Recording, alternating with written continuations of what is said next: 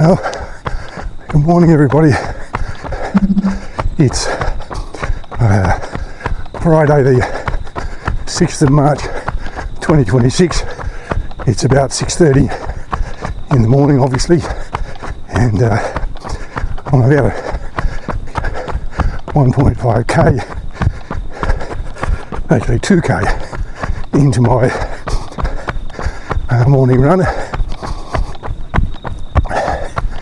It's about 20 degrees and a bit muggy, so not really that good for running. I'm feeling a bit hot, not uncomfortable, but just a bit warmer than I'd like. So today I'm going to talk about the Zac Lomax situation, and I'll get to who he is and the situation in a moment, but for clarity, I don't know Zac Lomax. I've never met him. I have no brief to defend or criticise him. I just want to explain the situation as I understand it, and then present some thoughts about it. Also, nothing I say should be considered as being a legal opinion. So I'm not a lawyer. I have no qualifications in that area. I'm just somebody running, talking about something that's of interest to him, and maybe you'll find some interest in it. You're welcome to agree or disagree and comment as you see fit. And when I become aware of your comment, I'll respond. So, Zac Lomax is a bloke who played in the NRL, National Rugby League competition. The season kicked off with the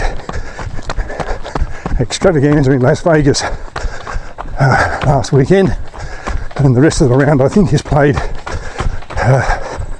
over this weekend. The whole going to Las Vegas to promote the game is another story.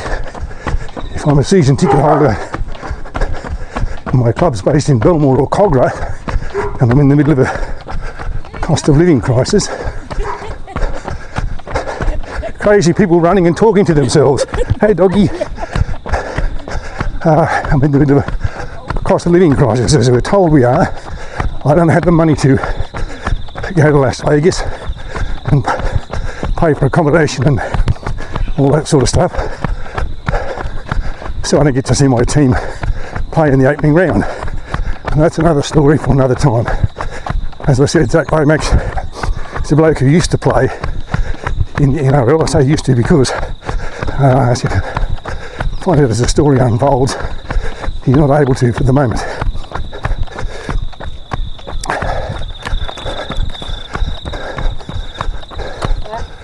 So he's a bloke that came to Sydney from somewhere in the southwest, I think, Cootamundra or Temora or somewhere like that, to play in the National Rugby League competition, which is one of the 4 football codes that Australia supports. He initially was signed to play with the St George Illawarra Dragons. They saw that he had potential and they were building a team that involved him and so forth.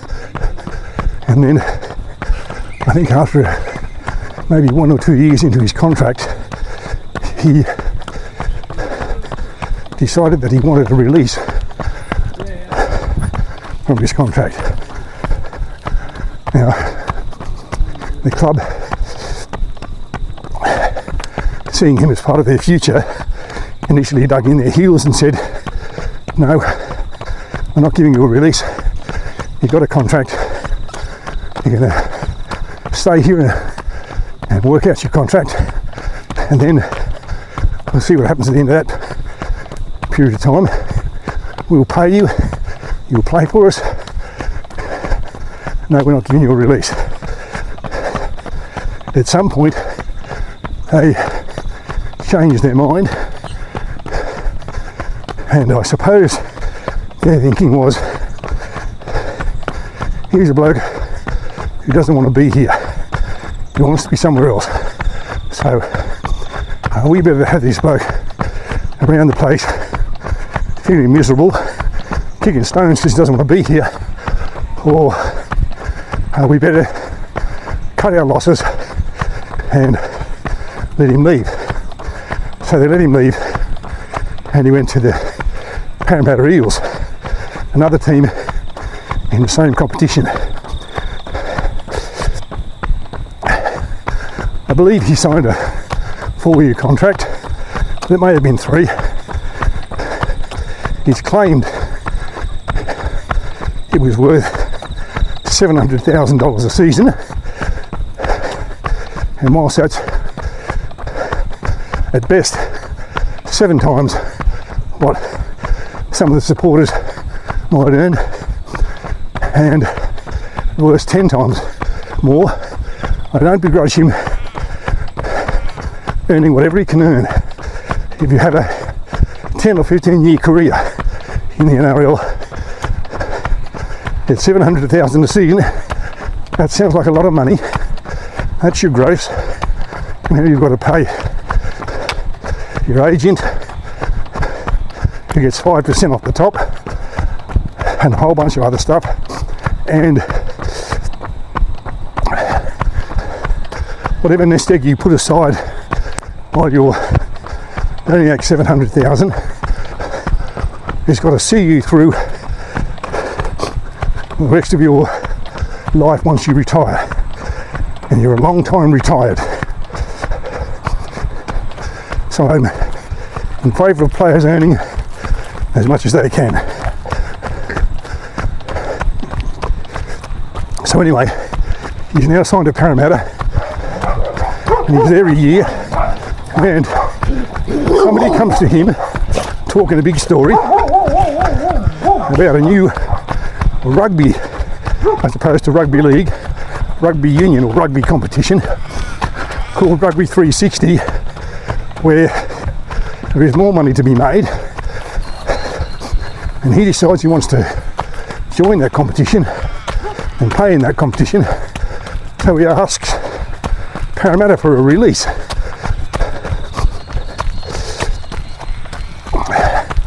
Now again, I don't suppose they were all that chuffed about it. They thought, we just got this bloke here and we can see his potential and we can see what he can do for our team. He's here 5 minutes and he wants to go, but he's not going to go to another club in our competition. Then we'll be generous and not stand in his way. We'll give him his release, but we'll put a condition on it that he's not to play for another club in the NRL until the contract he had with us had expired, which would have been at the start of the 2029 season, or the other day was the end of 2028. Now, Lomax signs that agreement, and as far as he's concerned, he's free and clear to go and play Rugby 360. Problem, Rugby 360 doesn't get off the ground in 2026 like it promised, and in fact it postpones its start date till potentially 2028. It may not even ever eventuate. That's also another story for another video. So Lomax is in a situation now where he can't play either code of football,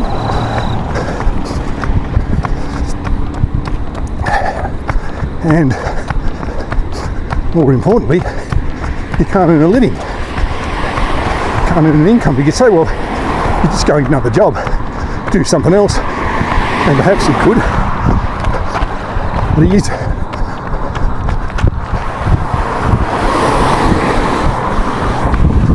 essentially a footballer, but possibly not a lot of other skills that he can draw on. So he wants to play football. I presume he's got a family and children and partner. Certainly he'd have bills to pay, and if he had none of those things to feed himself, keep a roof over his head. So the Melbourne Storm, another club in the NRL, come to him and say, look, we'd like to sign you for this season. They've had a few players call it quits, a few players moved on. They want to bolster their ranks. Sounds like a win-win for them and for him. Except the Parramatta say, no, sorry, we don't agree to that. You said you wouldn't play for someone else till the end of 2028. We're not agreeing to you signing for another club this season. Melbourne Storm offer cash, and I believe there was talk of another player being thrown in. They also offer to pay all of Lomax's legal fees, which ultimately run to about $250,000, in an attempt to get him signed and playing for them this season. Thank you. Morning, doggy. Still Parramatta say no. And one of the flies in the ointment is that the player that was being offered in the swap deal says, well, I don't want to go. I don't want to uproot my family and move to another place. Perhaps he's got kids at school, and or maybe just likes it where he is and he doesn't want to move somewhere else. So the matter is set down to be heard in the New South Wales Supreme Court, because there's obviously a contract dispute and only a judge now can decide the way through. Some last minute negotiations are held before what could be a drawn out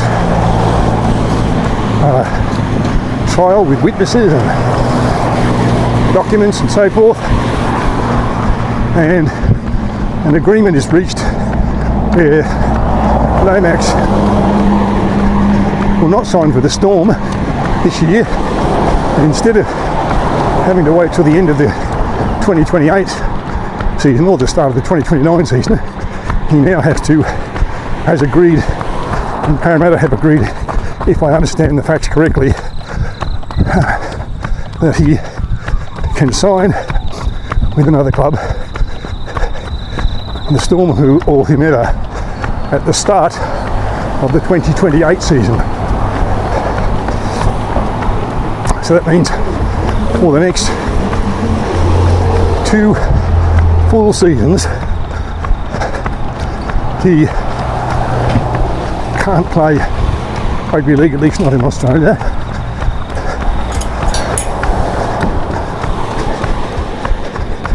The rugby union franchises in Australia have all got their rosters and their competition has started, so the opportunity may be lost there.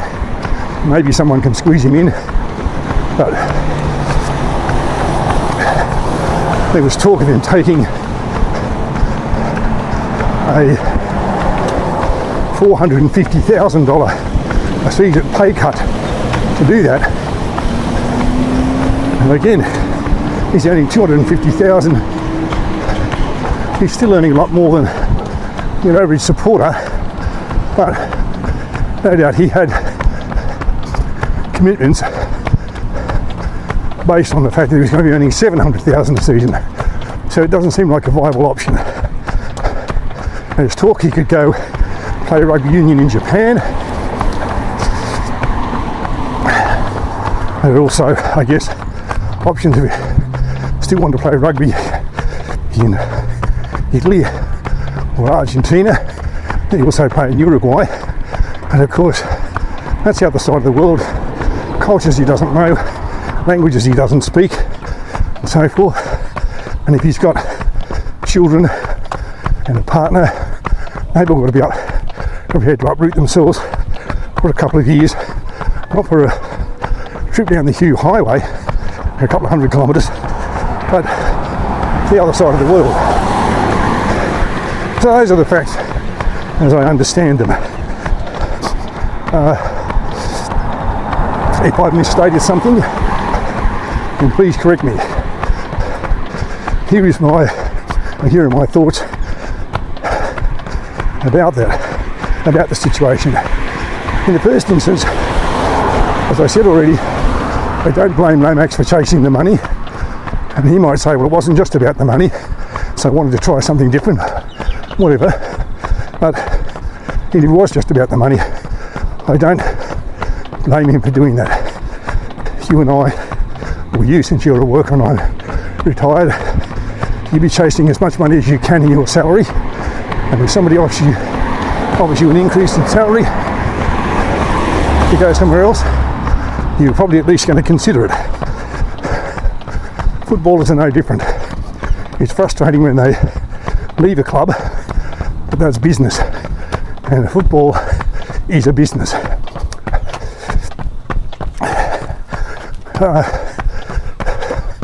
Considering he pays his manager somewhere between 3 and 5%, I think, of his gross. So at 700,000 a season gross, his manager's getting something like 35,000 a year for giving him advice. I feel that he probably got some bad advice about wanting to commit to a competition that had no players, no clubs, no nothing. It was an idea. Perhaps his manager tried to talk him out of it, and he wouldn't have a bar of it. He was determined to do what he was doing. But I feel he got some bad advice there. The second thing I would say is, when documents are presented to you for your signature, read them. And if you don't understand them, then get some advice from somebody who does.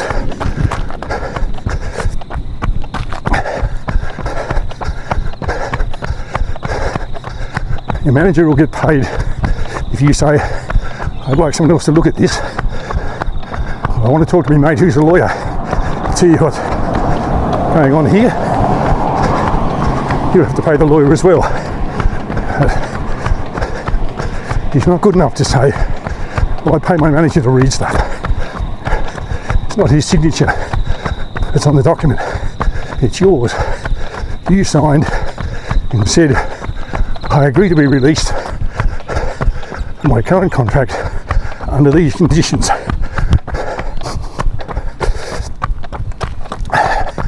And then you found those conditions meant you couldn't play for nearly 3 full seasons. You know, I had my fingers crossed, so I didn't mean to sign it, or I'll change my mind or whatever. On the other hand, Lomax has played State of Origin, which is the pinnacle of domestic competition. They're already talking about who will be in those teams, and not one full round of the competition has been completed yet.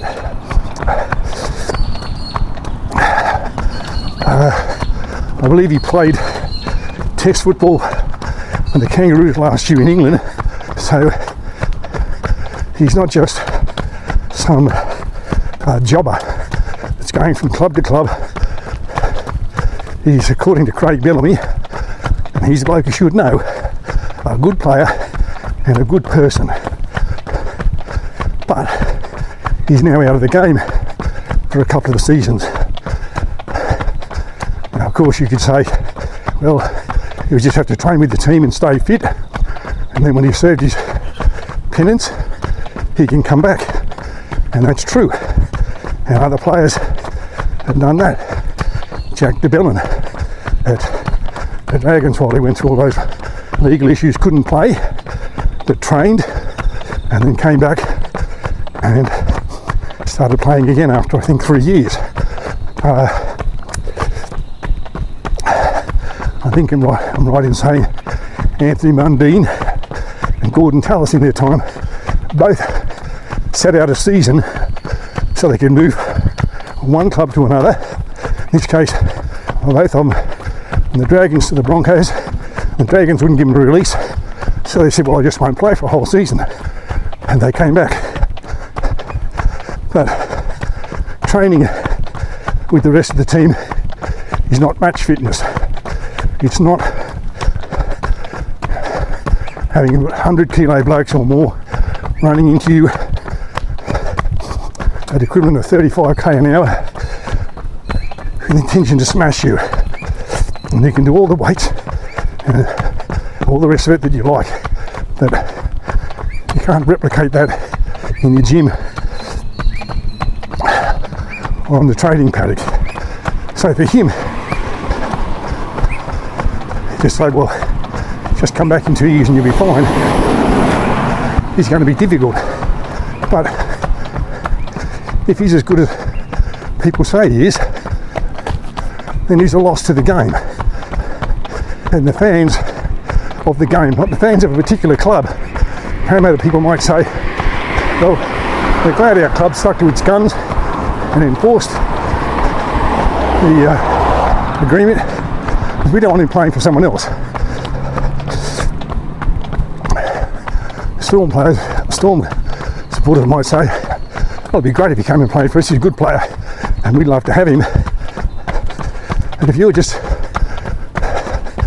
a fan, well, perhaps not either team, but another team, or just a good fan of the game, you're being deprived of one of the, I don't want to say superstars, so I don't know if he's that good or not. You're certainly being deprived of the star of the game. And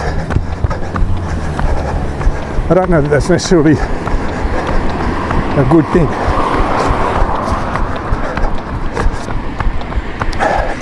But I do understand why Parramatta would say, well, you signed an agreement, we're not letting you break that agreement.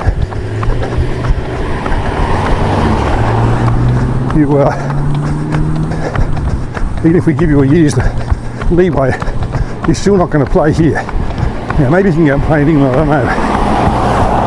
But again, that means uprooting his family and moving on the other side of the world. At least he speaks the language there. Although Rugby League's a big sport in the north of England, so he might need an interpreter for some of the thicker northern accents. I suppose the takeaway from this then is that a contract is a contract is a contract. An agreement is an agreement is an agreement. You sign to say you're going to do something, then you have to do it. You sign to say you understand certain terms and conditions, then you have to accept those terms and conditions, even when your circumstances change and it might seem terribly unfair. That also works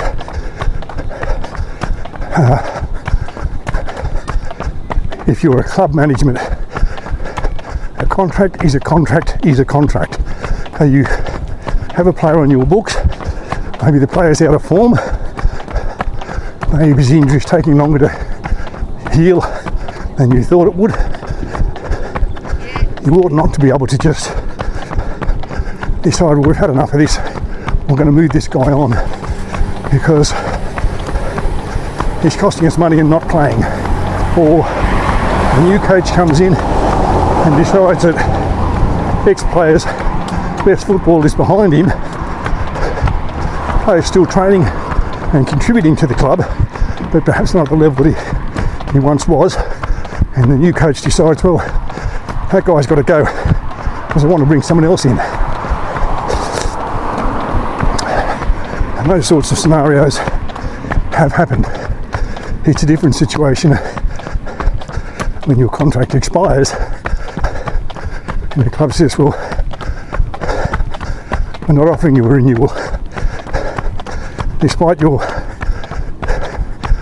decade of loyal service and so on. We're not offering you a renewal. That's part of the process when your contract expires. But for players to be shown the door or forced out or put on the bench for so long that they realise there's no future at the club and they ask for a release is, in my view, shabby behaviour by clubs. So, by all means, enforce the contracts that players have signed. If they misbehave and there is a misbehaviour clause of some sort, follow due process and activate that misbehaviour clause. Somebody seeks a release, you are entitled to apparently put some conditions on it, even though it might be viewed by some as restraint of trade.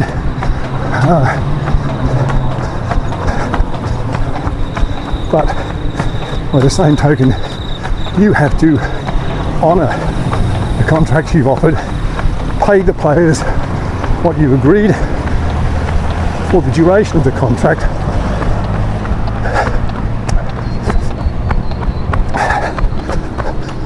So those are my thoughts on Lomax. I feel sorry for him that he now can't play for a couple of seasons. I'm not sure what he'll do and then living. I feel a little disappointed that the game has lost him for a couple of seasons, but it is a business now, and